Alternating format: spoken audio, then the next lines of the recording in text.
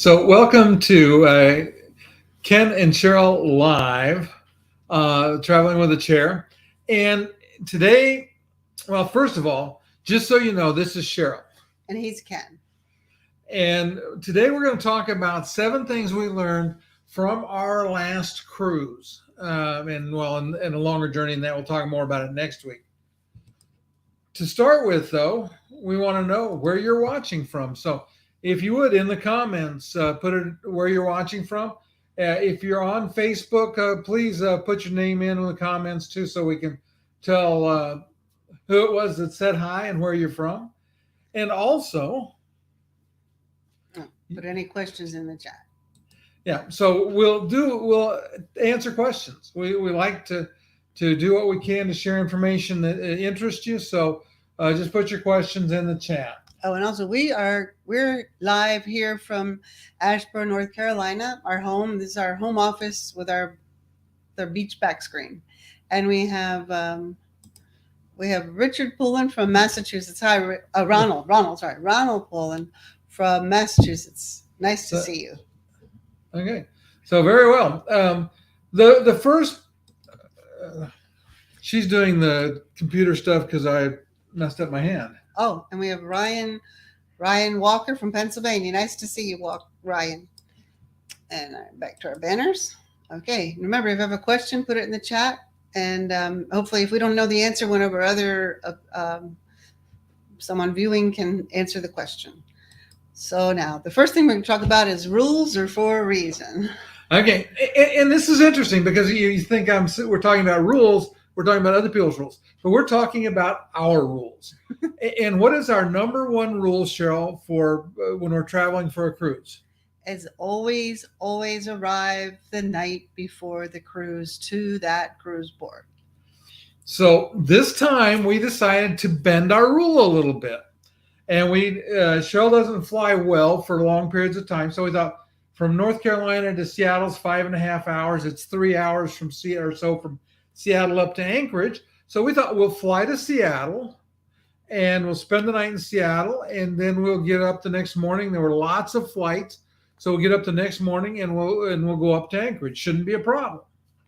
How did that work, Cheryl? Well, we get it. We're on our way to the airport in Raleigh to take our flight to Seattle, and we find out we can get to Seattle, but our flight the next day to go up to Anchorage was canceled. And we're kind of anxious. Takes us like an hour and a half to get to the airport, and we finally get there and they're like, oh, not just your flight, but all the flights are practically canceled or already full. And this is on multiple airlines, and it would take till Monday to get to Anchorage so that we could get to Seward. And of course, by then the ship would be somewhere else. So we started getting creative. I started looking about what are the options. Okay, first port is Juneau. So we said, well, could you get us to Juneau? And they're like, yeah, we can get you to Juneau, in time. And so then we called the cruise line, and the cruise line says, it doesn't matter if you're in Juneau, you can't get on the ship.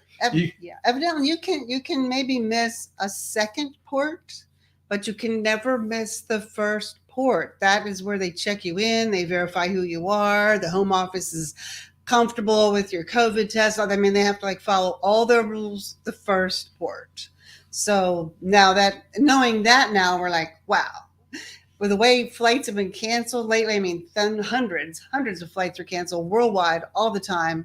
We're like, it's probably a good idea to get 2 nights in before the cruise if you really have to fly to get there. I mean, if you live in Fort Lauderdale and you're going from Miami, that's not a problem. But for us, the middle of North Carolina, you better be there 2 days before. And so this is a great opportunity, though, for port excursions and a real opportunity to see the port. And there's just so much to do at each port. You don't have to, only do things on the ship. And so it also gives you a time to relax and not be anxious when the day you first get on the ship. You'll have lots of energy and ready to really explore. So there could be advantages to this. Yeah, and I would say you can be a little more flexible if you're flying on the airfare through the cruise line. We got some more people popped in here, so let's say hi. Yeah, let's see. Look at this, all the way from Australia. So nice to see you, Robin. And yeah, I say Deb from Pennsylvania. Good to see you again. And one more from Nancy Breedlove from Florida. Oh, I wonder if you're close to Miami. You've got quite the advantage there. Yeah, and we'll be down that way next week. In fact, next week's show will be on the road. Usually the internet is much better, we found, in the Caribbean than it is in Alaska. So hopefully we can have our show there and everything. Yeah, the next 2 weeks will be on the road. Okay, so anyway, so let's go back to let's play with rule number 2 now, because let's look at this. Because here we are at the airport. They're telling us we have our flight to Seattle. That is fine. There is nothing the next day to get us from Seattle to Anchorage, and it would have been very easy to give up. Just come back home, because we're like, if we end up in Seattle and we had like 12-day trip planned before our flight back, we can't really afford a hotel for 12 days. So maybe we just shouldn't go at all. But we had a really nice trip planned for the Rocky Mountaineer. We really didn't want to miss that. And we decided, let's go. We'll make the best of it and see if we can't get in the same day. Just keep going on the same day and not wait a day to get up to Seward or Anchorage. And that's what we did. And we went to the airport and we just kept asking them. And we'd go and get a meal and we go and keep asking. And finally, because there were so many flights canceled and things didn't work out for some people, we were able to get on and get to Anchorage a day early. Of course, that meant we lost our hotel in Seattle, and we had to pay for a hotel in Anchorage we hadn't planned on, but it saved our trip. And hanging around at the airport and just explaining to people. And also there was a question because one of us paid with points, one of us paid with cash. So they were trying to split us up, and we're like, well, I've got a wheelchair and I can't fold it and I can't unfold it. And you guys can't always do it either. So we have to go together. And then finally, we told him, well, we would have booked together if it had all been cash, but we're on 2 different tickets just because of the points. So, I mean, are points an advantage or not? And finally, lady said, we're going to get you together. And they got us on a flight. So that helped a lot. Yeah. But I mean, so think of us sitting there in the airport in Raleigh saying, okay, what do we do? So we decided we rolled the dice and said, we'll go to Seattle. Because when we left Raleigh, we didn't know. And part of it was I didn't ask the right question. And this is one of the things I'd encourage you to think about too, if you're ever in this kind of situation, is don't get rigid in your thinking. Because had I asked, could we go to Anchorage that day, the answer might have been yes. But I kept asking about going to Anchorage the next day, and the answer was no, no, no. But we got on the flight to Seattle, and then we got to Seattle, and after several conversations, we were able to get to Anchorage the same day. So that's one of the things I would say is don't give up too easily, because it would have been so easy just to say, never mind, and start trying to get money back from everybody because we couldn't get there. And when we were on the ship, there were lots of families on the ship where part of the family did not get to go to on the cruise. They missed the cruise because of the decisions that they'd made. Yeah, they had several like family reunions and things, and only parts of the families were there. So let's see, what do we have? We have also have now. Oh yeah, we had Nancy from Florida, and Richard has a question. Did you have reservations from Seattle Anchorage? Oh yes. Oh yes. And we usually fly coach or middle class, but not the first class. And I had a first class seat, finally had points and everything. And I knew I'd be tired from the day before. I'm so disappointed that I did not get any first class seats on this whole trip. And a lot of people, even with people with first class seats, didn't guarantee anything. Even people with first class seats did not make it. So. Okay. So we got Pam. Pam from Southern Illinois. Very nice to see you, Pam. And let's see. Phoenix Rising Travel Services. Hi. Hi, Cynthia. Nice to see you. Yeah. Well, thanks for joining, Cynthia. Okay. So anyway, that's rule 2.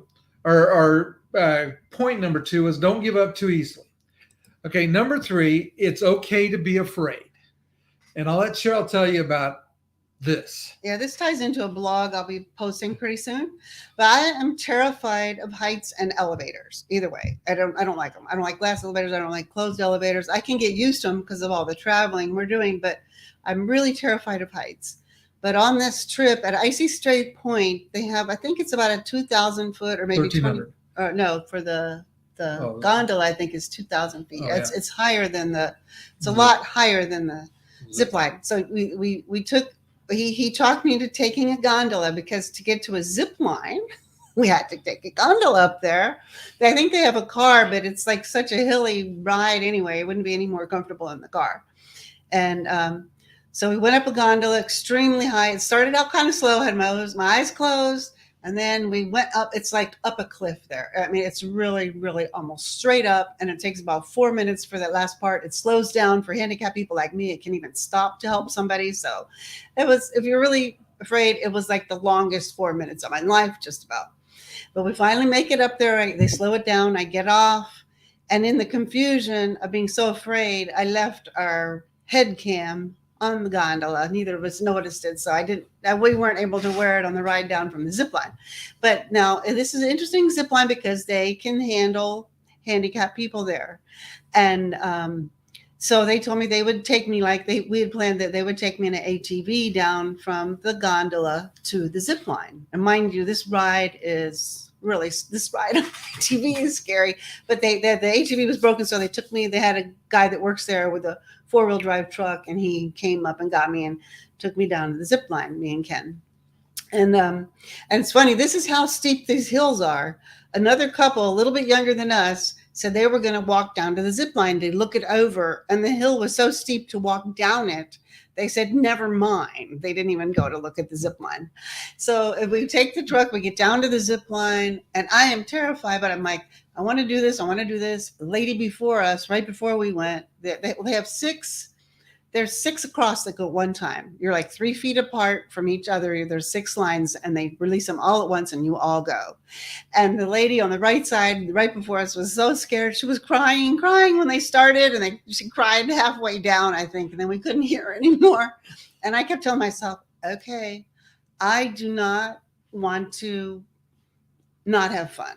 And if I'm going to do this, I want to have fun. And I've been through scary other things in my life. If you've listened to our show before, you know I've had like 8 rods in my back. I've had a lot of surgeries and things, and I've been through scary times. And one time a doctor, right before surgery, says, how are you feeling? Because he was wondering if I was getting sleepy yet from the pre-op shot. And I'm like, I'm afraid a little bit. And he said, it's okay to be afraid. It's probably good to be afraid. We're glad that you realize how serious this is. And so I was standing there before the zip line, and I'm thinking, it's okay to be afraid. I can still get through this. I can do this. And maybe I'll even have a good time. And I'd really like to soar over the trees and see the trees flying below me. I thought that sounded so fun. We've never done a zip line before. And so I asked Ken, I said, well, let's get in the middle. Ask him to put us in the middle. We're so new. I don't want to be on the end. I think I'd be really afraid. So they gave me spot 3 and Ken spot 4. And 2 other of our subscribers were riding on the zip line with us. And the guy there said, so you must be like a real risk taker. I'm like, no. And he said, well, you can do it. You can do it. And his encouragement and Ken's encouragement. And I thought, okay, what I'm going to do is I'm going to close my eyes, because it's like a cliff at first, a lot like that top of the gondola. And then it kind of smooths out over the trees a little better. So I thought, okay, I'm going to close my eyes for the first part, open my eyes halfway down. And it was absolutely wonderful. It was the most exciting 90 seconds of my life, and I highly recommend it. So just remember, it's okay to be afraid. It's okay to be afraid. Just don't let it stop you from having a good time. Yeah.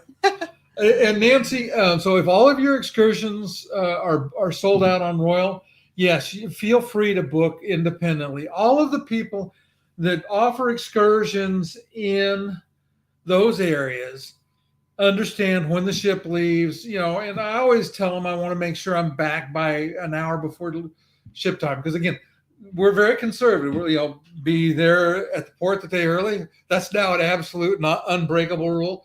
Probably 2 days early is going to be the general guidance for us. But these people, they need to get you back on the ship, because they don't want you. They don't want to have that get out that they let you not get on the ship. And then like some ports, well, like Icy Strait Point is very tiny. I mean, they're going to let you off right by the ship. Now, if you're at another port, like some of the ones in the Caribbean, some of the bigger cities like Nassau and whatever, the traffic can be bad. So if they tell you, well, the traffic can slow us down an hour, then just plan to be back 2 hours early. Just don't let anything mess you up.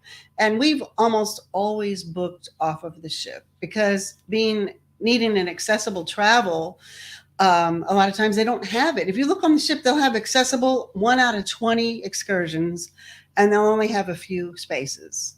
And so we just look for what else we can do, and it's worked out for us. And it's true, if you don't make it back to the ship, you're gonna have to buy a ticket to the next port. But we just plan to be back really early. It's just the same as if you rented a car and drove around the town, or if you went out walking around the town, just be back early. And just because somebody else is driving, you still just plan on being back early. Okay, and she said on Royal Caribbean, yeah, we knew that. All right, and hi, Carla from New Bern. We live in Asheboro, by the way. Nice to see you. We've been to New Bern. So going back to our next point then, is you don't always have to splurge. And Cheryl looked at me when I put this up as a topic. And here's a couple of things that we found very interesting. First of all, if you want to go to Mendenhall Glacier, you can buy a bus ticket, which is not accessible. Now, it would work for Cheryl because they could fold your wheelchair and put it in the back. But in general, especially if you are a full-time wheelchair user, you can't get a bus that will take you out to Mendenhall. But the city bus takes you within a mile of Mendenhall. So if you have a scooter. Scooters are really good. And I would say that of all the places, if you need mobility assistance, I would rent a scooter for Alaska, because there's so many places that you may want to go that are readily accessible. Now, we went to Mendenhall, and it was kind of interesting because she went to Mendenhall very, very easily and very quickly, except that she had to stop and wait on me to catch up because I wasn't going to run all the way to Mendenhall. She didn't realize that there's a knob on the scooter that lets you turn it down. Well, I was chilly. Here's the thing about being handicapped and then having a non-handicapped partner is I'm just sitting there and he's moving along in the shade and he's staying cool in the shade because he's getting hot walking, but I'm getting cold in the shade because I haven't been walking. So I would zip up along to a sunny spot and wait for him to join me. And I'd zip up along to a sunny spot and wait for him to join me. And that's actually a very nice walk. And if you do it early, the people that went about an hour before us saw 3 bears, and they had the rangers were out there making sure people did not interact with the bears, because if you interact with the bears and they get used to people, they have to put them down. But we didn't see any bears, but it was a very nice walk. It's a long walk. I mean, it took us, we planned a couple hours for this, especially if you're, if you're older or you walk slow. But if you have a scooter and it's charged up, then we could have gone a lot faster if we had a scooter too. Yeah. And, so that's just one of those things to keep in mind. And we're going to come back to Skagway a little bit later, but if you're touring the town of Skagway, you don't need to pay for anything because everything's within about a 1 square mile. So the worst you're going to have to walk is a mile away from the ship and a mile back. And it's nice and flat and it's very easy. That's easy with a regular, with a conventional wheelchair. I got some more questions, so we'll take them. Phoenix Rising said Cynthia's going on a cruise with Royal Caribbean out of Los Angeles and can't find any wheelchair excursion. So we'll do me a favor, Cynthia, just send me an email, Ken Traveling with a Chair, and we'll talk about that offline because it depends on the cruise you're going on. If you're going to Cabo and to let's see, that one was Cabo, Mazatlan, Puerto Vallarta. There are some things you can do both in the port areas and all of them. Some things you can get out and do sightseeing wise. You'll probably not be able to book through the cruise line. You'll have to book independently. And again, if you reach out, I can try to help you find something. Okay, and we had one more person that joined us, Sharp Knife 99, Debbie Hogan from Ocean Isle Beach, North Carolina. And North Carolina is in the house tonight. Nice to have everybody. So it's going back to not splurging. We spent 3 days in Vancouver, and we rode the Vancouver's transportation, and that worked really, really well. You could get Exceptionally well. $10 for a pass. They have trains that are easily accessible. Their buses are accessible. We went all over. We went out to dinner. Took public transportation. Now, Vancouver is one of those places. Again, if you're in a mobility device, a scooter is a better choice in Vancouver than a wheelchair in some cases because Vancouver's hilly. And again, that's the advantage. Now, Cheryl was in her wheelchair, and so I got my exercise. This is one of the few times that I spent, we were gone 12 days and didn't add any weight at all because I got lots of exercise pushing wheelchair. I got really good uphill, downhill. Yeah, the trains there are like every 15 minutes. We just really enjoyed the train. And what we did, because the hotels now some hotels might limit. They might only give you a trip to the airport, like if you have a flight, but where we were, it was like, and anytime you wanted to go to the airport, they would take you within like, they'd have it ran every half hour on that. So it was pretty good. So, I mean, all day long. So we were able to just go back and forth. We'd have the hotel take us to the airport. We'd use our pass to go downtown, look around downtown. We took the sea bus with it and got some pictures of cruise ships in the harbor that way. So it was a very inexpensive couple of days, and we had a great time. And one other thing about splurging, because we did this while we were there, and it's one of those things that we might overlook, especially because sometimes we're on a budget. Well, for us, we're always on a budget, but sometimes everybody's on a budget once in a while. Okay, so what to do in Sitka? Okay, so on Sitka, Nancy, we haven't been to Sitka, but the Fortress of the Bear is there. I think you can get there fairly inexpensively. There's, and I'd have to go back. I actually have an interview from Sitka on my YouTube channel. So, and for those of you that are watching on YouTube, do me a favor, go ahead. And if you haven't done so, I always appreciate it when people subscribe. And there's 40 plus videos on Alaska cruises there. Carla, I'm assuming any advice on Arizona? If that's the case, just clarify your comment and we'll come back to you. Okay, so let me go back to banners. So anyway, what I started saying, I'm not doing a very good job here. You should let me do it. Okay, go back to doing it. He's got a hurt hand. I think it's distracting him. But we ate in a food court. We were looking for a place to eat, and Vancouver's not a cheap place to eat. And so we found a food court that had, in this case, I was looking for Thai food because I love Thai food. And Vancouver, first of all, I'll say this about Vancouver. They got all the choices you can think of, Turkish, Mediterranean, all kinds of Asian food. So there's a lot of opportunities. But I was looking for Thai food, and there was a Thai food restaurant, and it gave an address, didn't tell us it was necessarily in a food court. But we went there. The food was really good. It was inexpensive, and we saved quite a bit by eating in a food court. So that's where something like TripAdvisor, and look for the kind of food you're looking for and looking, close to where you are and see what you can find. But food courts are a good way to save $1 or $2. Okay, so what's next? Okay, so try it. You might like it. You're like, okay, what am I going to eat now? But this didn't actually have anything to do about food. This was in Ketchikan, and Cheryl, when I said we were going to take the Bering Sea crab fisherman's tour, what was your initial reaction? I was thinking, this is a guy thing. I'll do it for the guys.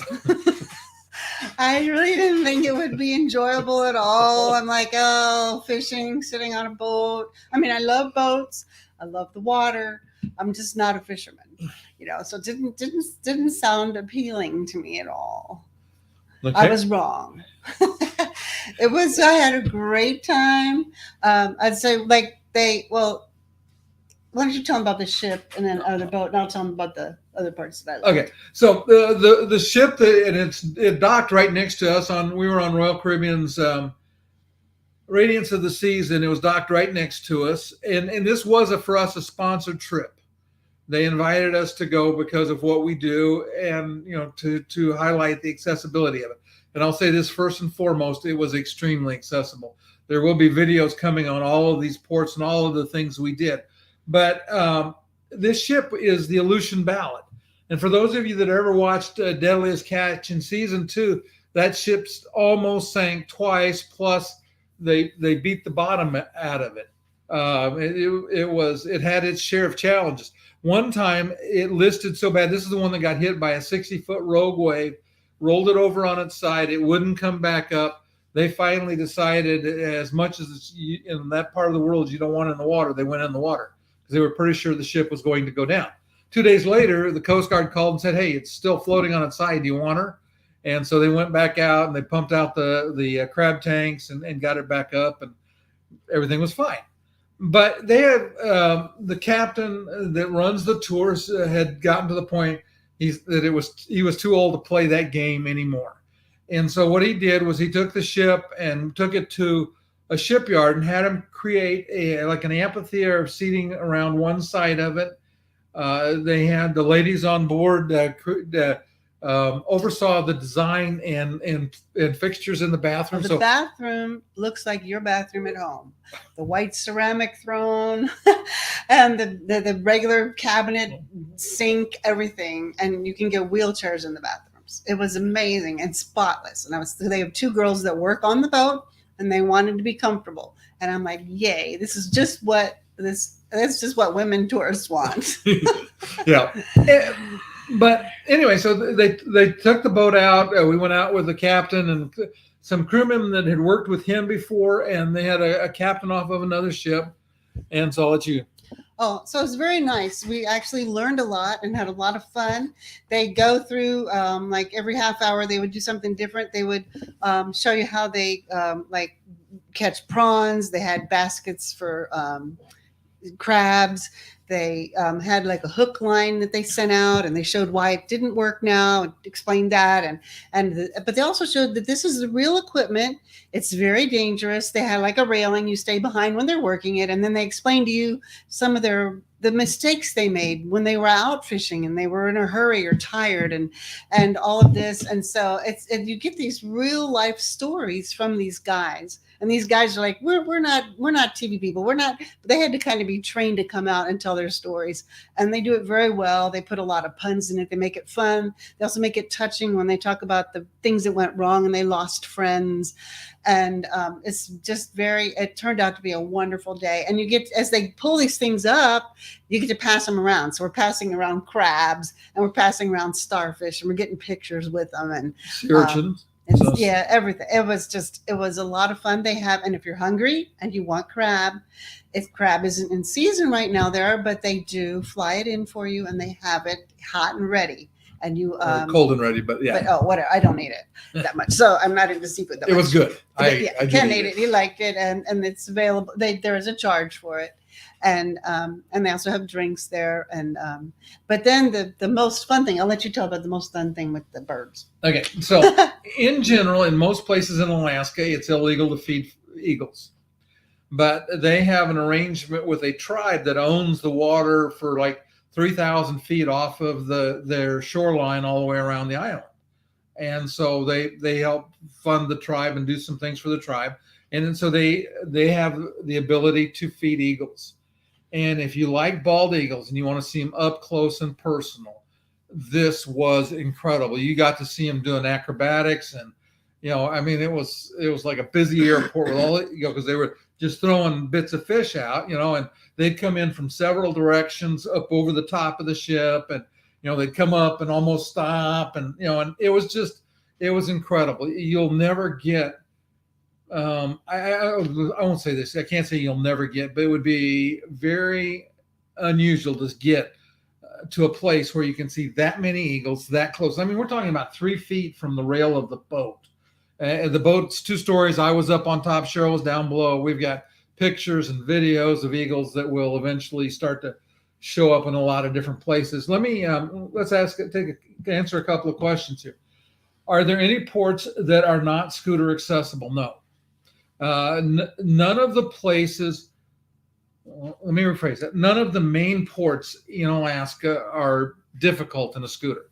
We haven't been to Sitka though. We haven't been to Sitka, and I guess Sitka might be in the event that you had to tender, because I don't think they can dock that many ships in Sitka. So depending on the ship you're on, you might have to tender in Sitka, and then that becomes a challenge. I won't say it's there. I won't say you can't do it, but it's just much more difficult. But Juneau is very easily accessible. Their public transportation is scooter accessible, because we had the scooter in Juneau. We did the White Pass Railroad. We'll talk about that again in a minute. That's scooter in Skagway. It's scooter accessible, and the Aleutian Ballad was scooter accessible. The public transportation in Ketchikan is scooter accessible to Juneau, Ketchikan, Skagway, and you could have very easily. In fact, we wished we'd had I'd had a scooter in Haines. Oh, and Icy Strait Point is also. I mean, you just get right off and you're right there, and that's fine with this. I had the scooter there, and then we actually changed the scooter and the wheelchair. We had the wheelchair at first, and then we decided the scooter would be better, so we went and got the scooter. Yeah, the scooter was a better choice. And just when we went on we did whale watching in Icy Strait Point besides the zip line, and during the whale watching, they did not have a scooter accessible ship there available that day. Normally, if they know they have somebody in a scooter, they'll bring them over. And when it's the busier season, they will usually have one there every day. But it was an early season. And plus they'll have the Icy Strait Point will have their own. They've been borrowing for using somebody else's. So you can, So sometimes the thing is to contact your excursion, directly if you can, and ask them, make sure they know you're coming with a scooter, or a wheelchair if you're wheelchair bound. Yeah. And so let me answer Heather's question. I don't know the answer to that. I have never tried to catch a salmon with my bare hands. The bear do it fairly successfully. But they have claws. Yeah. So I mean, depends on maybe how long your fingernails are. I am not really sure. Early in the season, because we were there the end of May, and there's not really any salmon running at all. What you'll start to find is the salmon start showing up probably late June into September. And in some places, like in Creek Street, when the salmon are running there, the river turns red. And I wouldn't be surprised if you could catch one with your bare hands there. But like I said, the bear are probably fishing there as well. So that would be a concern. Creek Street gets so crowded. It's just like one fisherman after another when they're really running there. It's just incredible. So the one thing I would say about scooters up there, though, is to think about, if you have a choice, get one that's got bigger wheels and more ground clearance, because the tide varies up and down so much that sometimes we had one that had shorter wheels. It was provided by Scoot Around, and this special needs group had the same one. And in both of those cases, what happened was you get sometimes high center, neither kind of pivoting on the top. And so you'd have to get off, or you'd have to get a couple of people to try to lift it over. So look for ones that have a little bit higher ground clearance, also a little bigger tires, because Icy Strait Points, you have a little bit of gravel you have to deal with. Now the scooter handled it okay, but again, bigger, thicker tires would be better. If you're in a wheelchair and you're going to Icy Strait Point, you want ideally you want something that's got some fairly wide tires. Charlotte has the really narrow bicycle tires, and it did not like the gravel that was there at all. It was not any fun. Yeah, that's why we changed to the scooter after we did a few things. Okay, so let's go to number 6. And also the wheel. We have a video about the WILL C1 electric, like a wheelchair scooter type thing, but it's that's our favorite. But right now they're not available in Alaska yet, so you won't be able to get one there. Yeah. Okay, so sometimes splurging is worth it. So we'll talk about some of the things we did where we spent. One of them was we were sponsored, but would have been expensive, and another one we spent our money to do.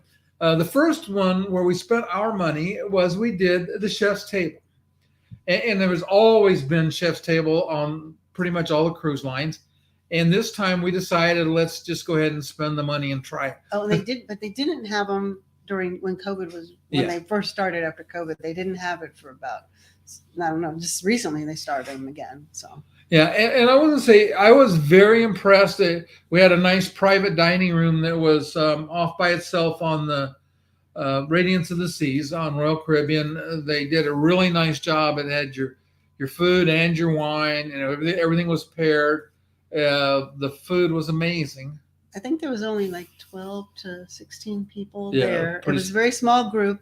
But what's really interesting is they would have, of course, they had the wine Sommelier. Sommelier, yeah, was there describing the different wines and why it goes with this food and explaining how they decant it and all the things they do. But also the chefs would come out for each segment. They had a different chef do each course, and the chefs would come out and explain their cooking and all that. And so it was very interesting. It was a lot of fun. You felt like really spoiled and got a lot of attention just about your food and the wine, and it was very enjoyable. We liked the conversation that we had with the others there. It was a wonderful time. And I don't know that I would do it every time, although some of the people there have done it 3 or 4 times before and do it again.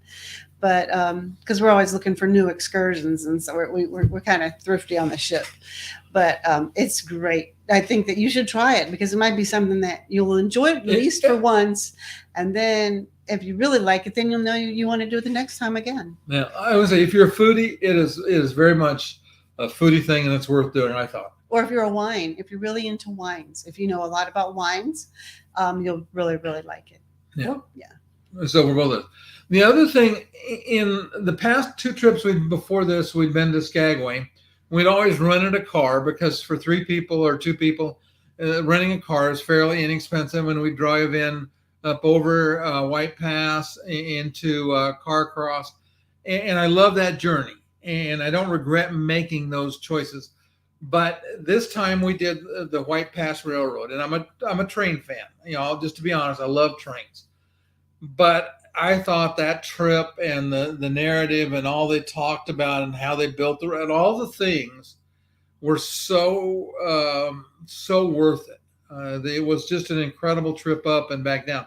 Now this season, all they're doing is they're going up, and you just barely nip the edge of Canada on a turnaround. You do go past the old on White Pass. They have a replica of the Mountie post where they checked to make sure everybody was carrying 1,000 pounds of gear up the valley, and you'll get this. You go right along White Pass, right? This, there's actually one spot. There's a sign that points out this is the remnants of the old trail.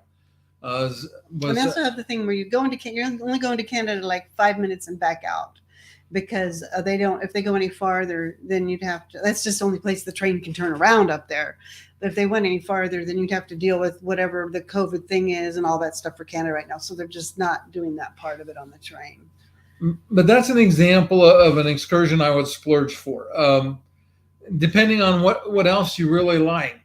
We talked to people that went flight seeing, and talked to people that went up on the glaciers and dog sledding on the ice. Yeah. So and all of them were so happy they made that decision. So a lot of it depends again on your budget, what you can do, but are so many amazing trips. So sometimes, like I said, it's worth spending the extra to be able to go and do those things. And so we would highly encourage it. Oh, one thing I didn't say about it, Icy Strait Point, the zip line is accessible because they sit you in like a kind of like a cloth swing chair kind of a thing. And so if you are, as long as they can lift you, they'll get a couple guys up there and lift you onto this thing if you can't take the 2 steps to get up there. And they can take your wheelchair right behind the swing right next to it. Yeah. So that was really amazing. Yeah, and they talk about that. They take Make-A-Wish and muscular dystrophy sufferers. Just all kinds of different people. Make-A-Wish Foundation. Oh, I said Make-A-Wish. But disabled veterans, they do what they can to make it accessible for everybody. I was totally blown away by the whole facility there. Yeah, and it's over 1,300 feet. It's taller than the in New York. The Empire State Building. Empire State Building. Yeah, it was taller than the Empire State Building, so that was pretty exciting. Okay, yeah. So Oh, Triple D did what we would normally do: is rent the car in Skagway, drive to Emma Lake. It's a beautiful drive. It is an amazing drive. You see the world's smallest desert is up there. If you stopped in Carcross, they had in the park there, they have what had been a working locomotive. It was the smallest working steam engine, that actually did real work, not talking about ones that haul kids around parks, but they was used in a mine, and I forget the name of it, but it's there. Like I said, the world's smallest desert. Emerald Lake on a sunny day, there's probably nothing like it. So, yeah. But like I said, I was glad we did the train this time. It was, it was very, very nice as well. Oh, sorry. Okay, so our last point for tonight is don't overplan. And in this case, this is my weakness, I guess you could say, is that, and I'm not talking about planning ahead and thinking about what you want to do, because that's to me, that's half the fun. But I am notorious for building more into a day. Oh, don't overschedule. Yeah. I am notorious for trying to build more into a day than you can physically deal with. Yeah, at Icy Strait Point, we did the gondola. Oh no, we did the whale watching. We did the whale watching. We did the gondola. We did the zip line. We did a seafood fest, and we toured the cannery and looked at the shops. And I mean, we were at our seafood fest. We had about 15 minutes to eat it before we had to run back to the ship. But the same thing. I walked about 3 miles round trip to Mendenhall, plus pushed Cheryl in her wheelchair. Or no, I guess she had the scooter then. But we walked all over downtown Juneau, and again, it was fine. But by the time we got back to the ship, every day we were in port, we wound up basically being, dinner, bed, and then get up early and all day and dinner and bed. Didn't see any entertainment. No, we did not see one show on the ship. Nancy asked, did you see any bears? We did not see any bears. Like I said, people right before us saw bears. We saw lots of bear pictures from others, even on the ship, that saw bears. And it's just a random thing because the bears don't have a schedule. They're just wherever they are. We saw them when we on the bus. On the bus? The Cub. I forgot about that. Oh, but then, and then we saw some before when we drove over the White's Pass. Yeah. We saw them on another trip. One was right at the side of the road, Yeah. But we did see a cub. He was in an apartment complex area, and he went running off. And first thought you have in your mind is, where's his mommy? And don't get between him and his mom. Yeah. But for those of you that have never been, I tell people this, and I firmly believe this, that of all the places I've cruised, if I could only cruise one place the rest of my life, it would be Alaska. Because Alaska is just so amazing. I would encourage you to spend time on deck. We were fortunate. We had great weather. Until we got to Vancouver, we didn't get rained on. We had, 70, 75 degree days, bright sunshine. It was shocking, really. It usually doesn't happen in Alaska. We had fantastic weather. The weird thing about it was that, and what's that glacier? What's the Hubbard Glacier? Before when we went to Hubbard Glacier, it was the same time of year, but all the ice had pretty much melted in front of it, so you could get up real close to the glacier. This time there was still an ice sheet in front of it, and the ship had to stay 7 miles out from the glacier. So even on a clear day, you're looking 7 miles to see it, and you could see it, and it was pretty. But it was a little different, and only 160 people had the opportunity to take the excursion where you get up in the little boat and get right up to it.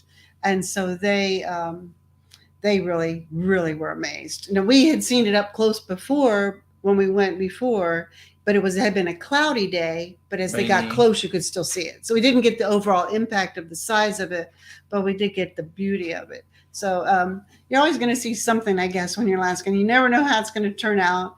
Don't get disappointed. Don't set your heart on seeing one particular thing. Just enjoy the beauty of what you do see. Yeah. All right. And so again, for those that aren't subscribed, we do ask if you hit subscribe and also hit the like button. That lets YouTube know that there was something worthwhile and they'll share it with other people. We do this show in general every Sunday evening, 9 o'clock Eastern.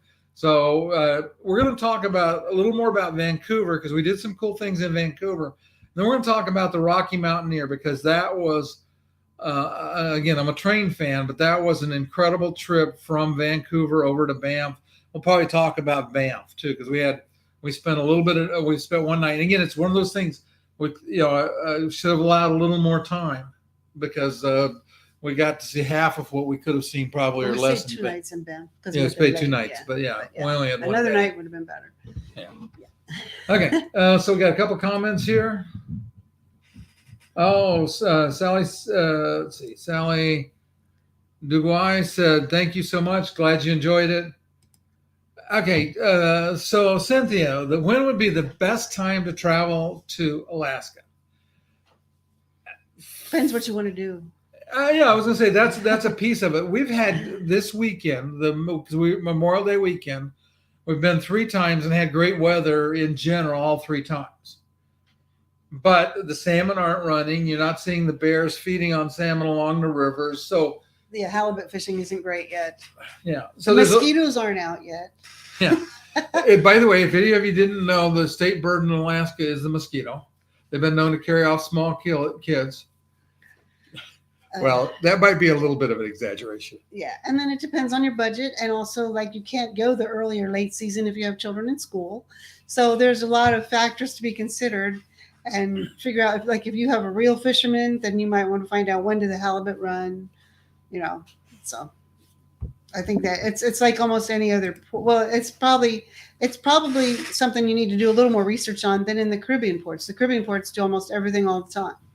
But up in Alaska, you've got a short season, but it does change as the year goes. The activities change. Yeah. So, a good example is those that go in September, especially later in September and into October, have a much better chance of seeing the northern lights.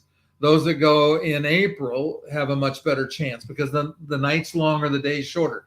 But when we were up there, we had 17, 18 hours of daylight. Yeah, with a lot of daylight. So you start to, those again, and these are just all pieces of it. You have to.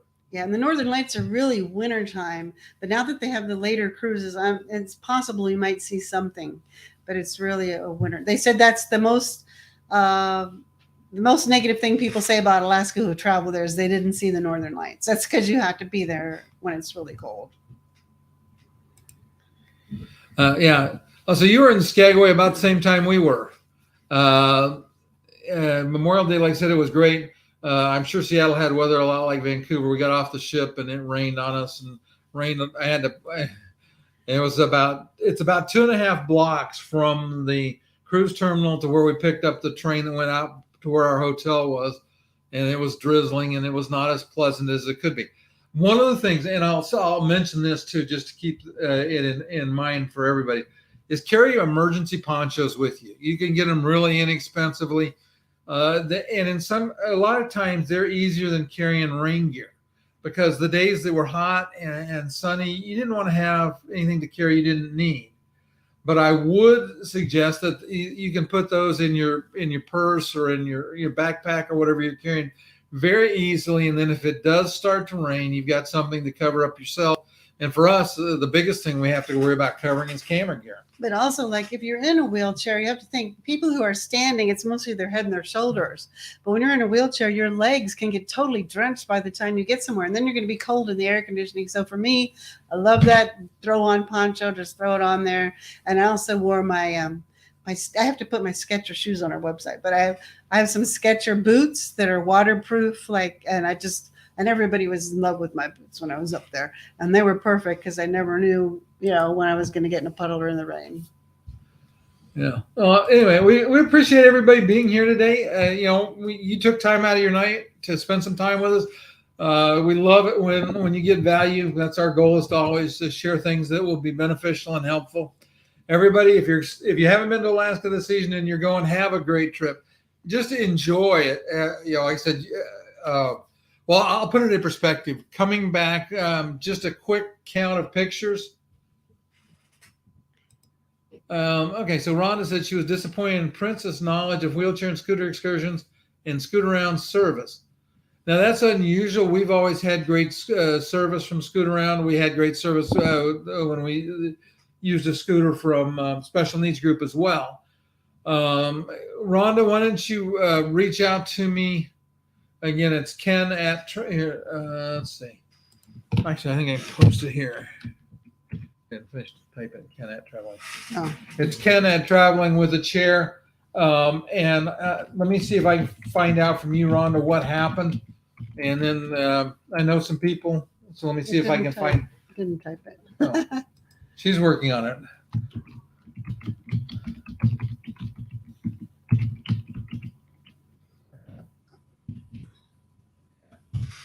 Okay, so you should see in the comments my email address.